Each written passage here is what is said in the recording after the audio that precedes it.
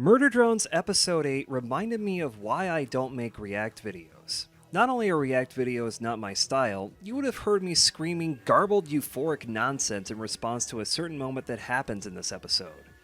If you've seen it, you can probably guess what I'm referring to. If you haven't, go watch the episode first before continuing with this video. It's the series finale, and you know there's going to be some heavy, hefty spoilers here. But yeah, Murder Drones Episode 8, Absolute End. I'm probably not going to be the first to say this, but it was awesome. I loved it, even if I had some mixed feelings about it, which I'll elaborate on later. Just know for now that this episode's biggest letdown for me was its runtime. It was too short, 20 minutes or so, not counting credits and such, about the length of the typical episode. You're going to see how that made a few moments here and there feel somewhat rushed. At least the episode was plenty enjoyable and great enough despite that. Like with my episode 7 video, I might as well wax poetic about how gorgeous this episode looks.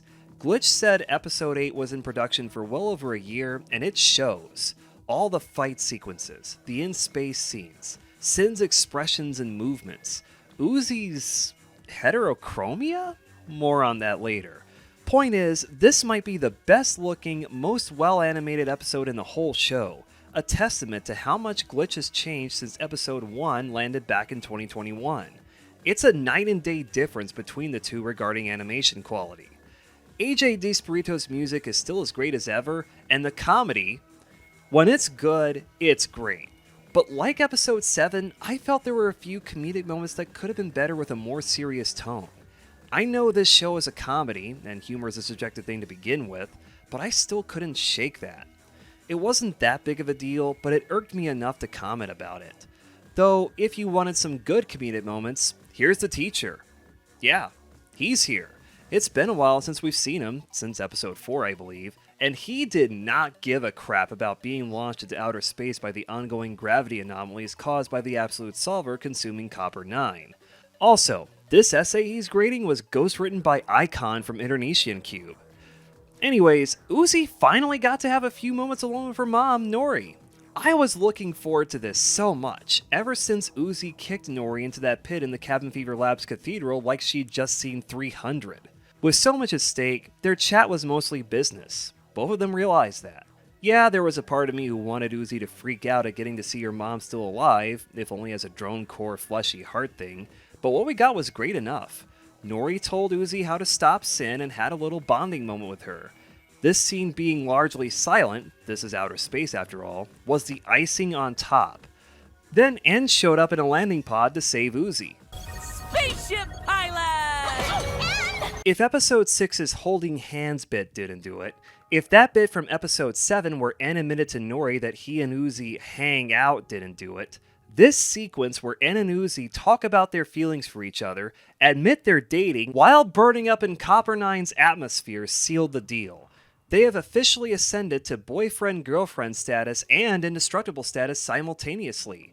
N even said during the episode's ending, That's my girlfriend! I don't discuss shipping much in these videos. As I've said before, I'm not into that stuff personally. Though, I gotta say, this to me was coming from ages away. It was clear enough as far back as episode 3 that this was going to be a possible endpoint for Uzi and N as characters. The narrative was pushing them together, closer and closer as time went on, until this moment where they admit that, yeah, they're not just hanging out, they're dating.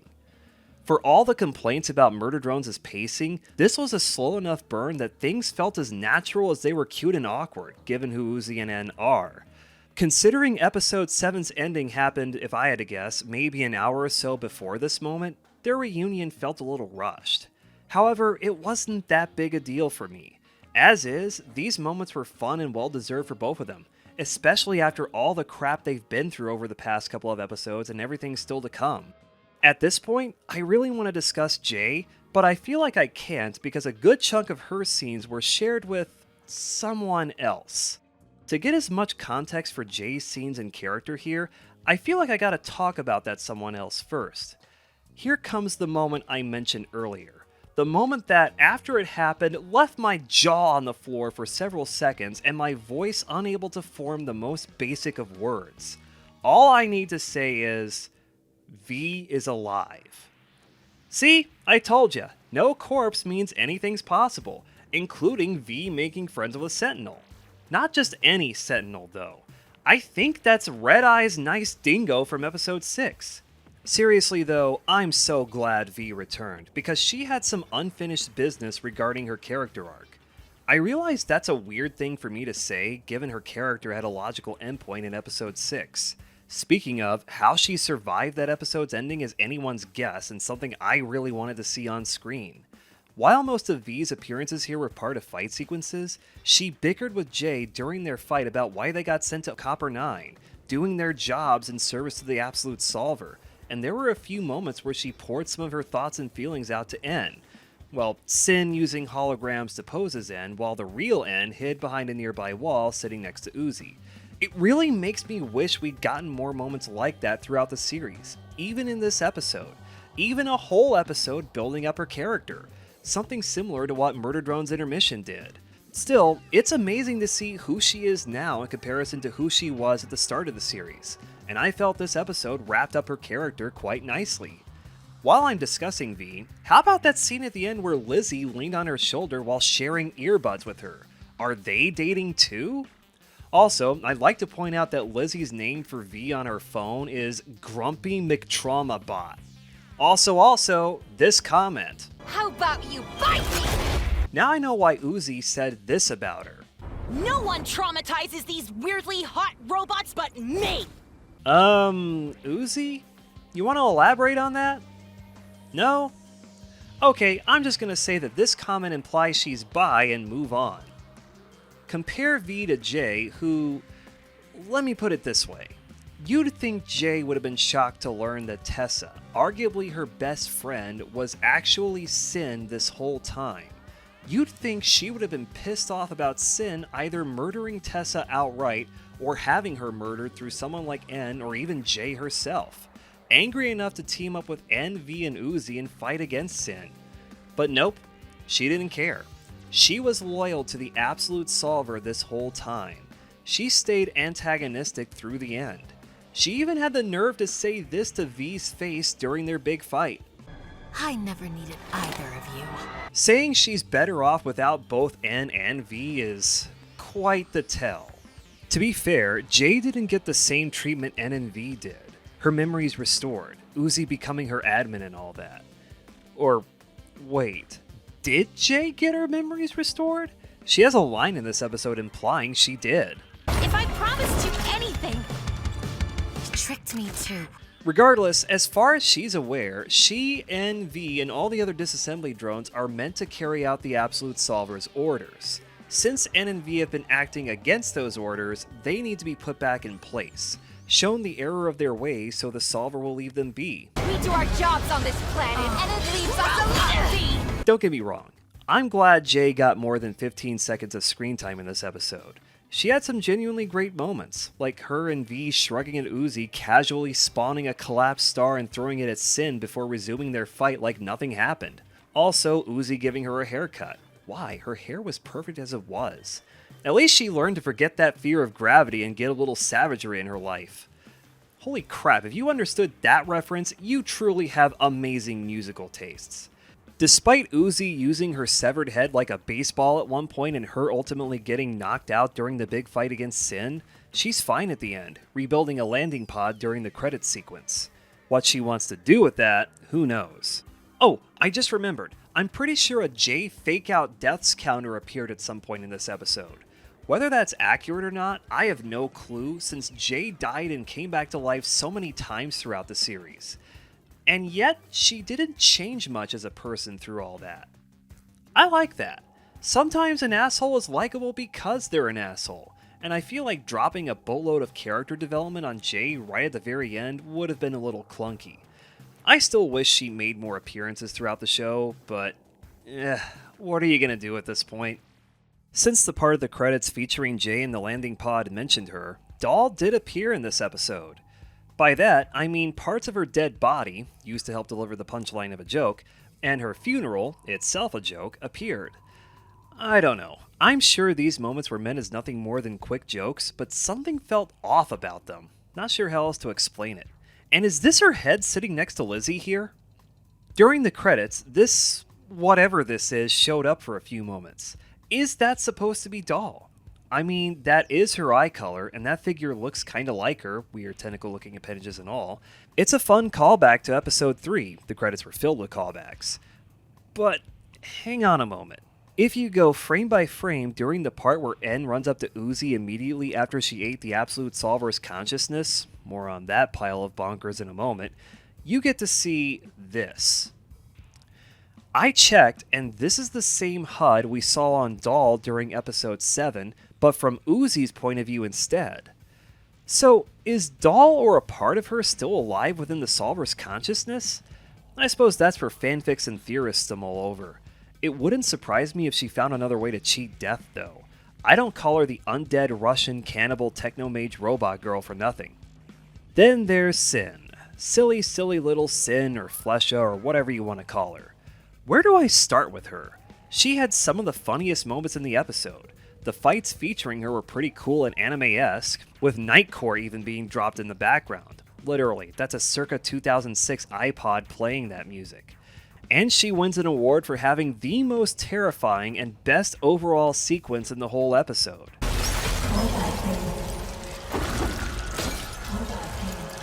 Ends panic attack as he sees flashbacks to Sin mutilating his body with V sitting lifeless next to him. Uzi needing to resist the Solver trying to possess her again. Holding hands with N to help calm each other down. Wow. This happened right before the part where V poured out her thoughts and feelings towards N. And Sin was just terrifying all around. That near constant psychotic smile, her glitchy movements, her playful attitude, her eldritch abilities, the fact that she wore Tessa's rotting skin over her drone body. But you know, considering the threat she represented throughout the series, considering how powerful she was, Sin sure was defeated fairly easily. Too easily, you could argue. It was as simple as destroying her heart. Job done. Why do I have the urge to make a Jason Goes to Hell joke? I do love how she was defeated though.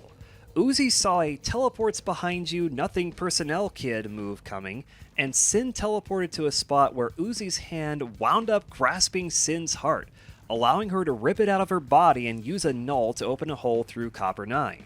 Enough sunlight got through to melt the heart. However, as Nori told Uzi, the Solver and its consciousness need a host. Destroying the heart did not destroy the Solver.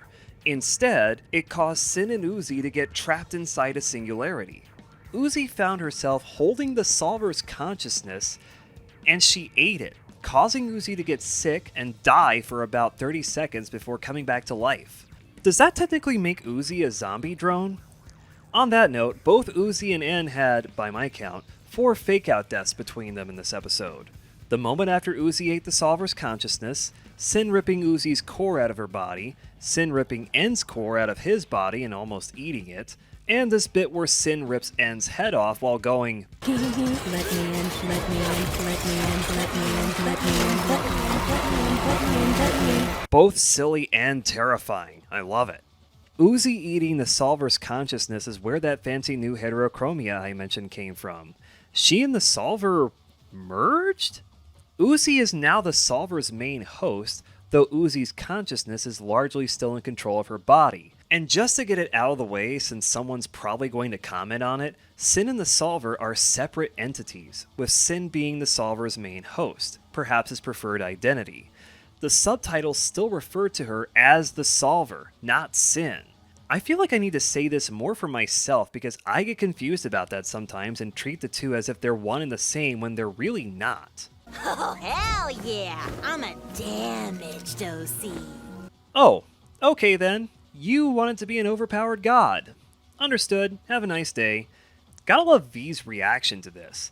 Yeah, they're friends, but you can tell when V gets sick of Uzi's bullshit. If the post-credits scene is any indication, there's more going on with that merging than what was initially seen. When Uzi looked at herself in the mirror, she glitched for a split second. Is she a hologram? Is that Solver form her new real form?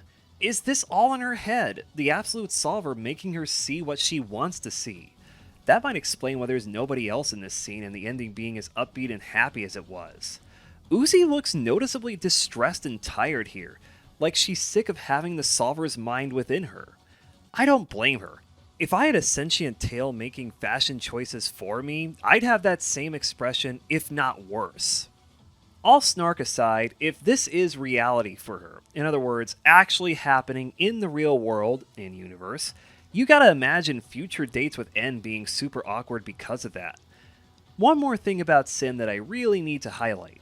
Right as she was about to eat N's core, she got stopped by a remote-controlled quick door cutting off some of her solver tentacles. God fucked it. Con Dorman, you mad lad of engineering. I beg of you, never stop being glorious. Sadly, that's about all the major things he did in this episode. But let's not forget his 1,000-yard stare in his Naruto run. We did not get to see an on-screen fight between Jay and Con, Lizzie, and Thad, but considering Jay's big fights here were mostly against V, I'm okay with that. What I'm not as okay with is the little moment Con and Nori had towards the end of the episode. You know, the part where Nori's all, You don't know me and I hate you! and runs away when she sees Con. I hate to keep bringing this up, but it's Uzi Sparta kicking Nori into the pit all over again. I really wanted to see Con and Nori have a little chat, a bonding moment like Nori and Uzi had. Have them catch up after so many years away from each other. Have this be the big moment where Con realized his wife is alive, and he breaks down in tears, so glad to be with Nori again. You could still have some comedy on top of that. And besides, you'd think Con of all people would recognize what Nori's voice sounds like. What we got was okay, but I'm sorry, that was a missed opportunity. At least we saw them together during the ending, cheering on Uzi, and the credits. Hey, N finally got that game of rummy he wanted in the pilot. Actually, it's gin rummy. As for Lizzie and Thad, this show's true heroes, there's not much I can say about them. They had some funny scenes, and I already mentioned Lizzie and V being possible girlfriends and hanging out during the ending. They, Con, and Red Eye's Nice Dingo got launched into space.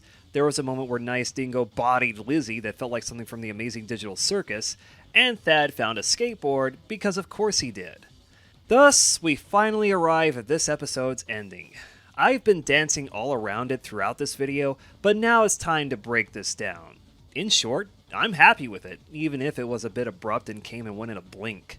After Uzi merged herself with the Solver and reunited with N and V, we saw her giving a presentation in class, echoing her first moments on screen in the pilot, even calling back to the hero's journey graphic that appeared there. That's basically it. That's how Murder Drones ended.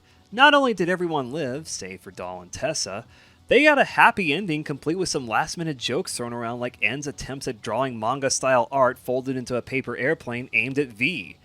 It's so surreal to say that, to know that Murder Drones is over.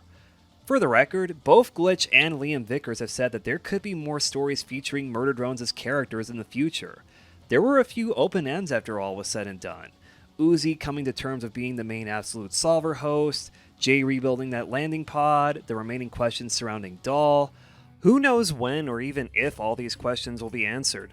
I will say that I am so happy that Liam Vickers got to end the show on his own terms, and that this episode, it was just so awesome. I don't know what else I can say about it at this point. Was it perfect? No, far from it. It has some of the same issues the rest of the series had. Pacing that's too fast, trying to squeeze so much into so little runtime, the episode having so little runtime to begin with, much of the episode being fight sequences, impressive and well animated, but still. To be fair on that point, V and J's fight had much more going on than just fighting, as I mentioned. There were a few comedic moments that didn't work for me, and I could nitpick things left and right all day long. But I won't. I'm not going to lament every plot hole, every flaw, and unexplained minor detail. On that note, not every detail has to have some deeper meaning or message behind it. Feels like a chunk of the Murder Drones fandom needs to learn that. I also don't want to be overly positive to the point of dismissing major flaws if and when they show up. What I'm trying to say here is, I still enjoyed this episode despite all its faults. As a big V fan, that was a given the moment she showed up. The music was on point as usual. How have I not mentioned the Bite Me song at this point? There was a song literally named Bite Me in this episode that played during the big fight with Sin, and it was cool. The visuals and animation quality are the best they've been, and Red Eye's nice dingo was the most underrated character here. And hey, everyone lived and got their happy ending, again, save for Doll and Tessa. The main trio got their stories wrapped up nicely, and how has it taken me this long to say that I friggin' loved Uzi's chaotic gremlin edgy teen energy being off the charts throughout, and being adorable as usual but dead serious when he needed to. Come to think of it, this episode really was Liam Vickers, unchecked, smashing characters against each other like action figures with anime fight music blaring in the background. I love it so much for that, and the man deserves plenty of rest before moving on to his next major project. I am so glad I hopped on this wild ride of a show. I'm gonna miss it. I really will, and I'm satisfied knowing there might be more Murder Drones related stuff in the future. Not to mention, I'm hyped for all the awesome fan works currently in development like Murder Drones and Security. But for now, this is the end. Murder Drones might be over, but hopefully I'll have some more videos about it coming down the pipeline soon, so get subscribed for that. Make sure you ring that bell too, setting it to all instead of personalized. Otherwise, YouTube might not let you know I made a video rambling about, I don't know, The Amazing Digital Circus Episode 3, which I'm expecting to release fairly soon. Better yet, you can join my Discord server and get notified there each time I upload. Also, please consider supporting me on Patreon and Ko-fi if you want to help me make more videos like this. Links to all of that will be in the description. Thank you for watching, take care of yourselves, and thank you, Glitch, Liam Vickers, and everyone else who helped bring this show, its characters, and its universe to life. Hopefully, Uzi, N, and V will all be back soon. Until then, cheers.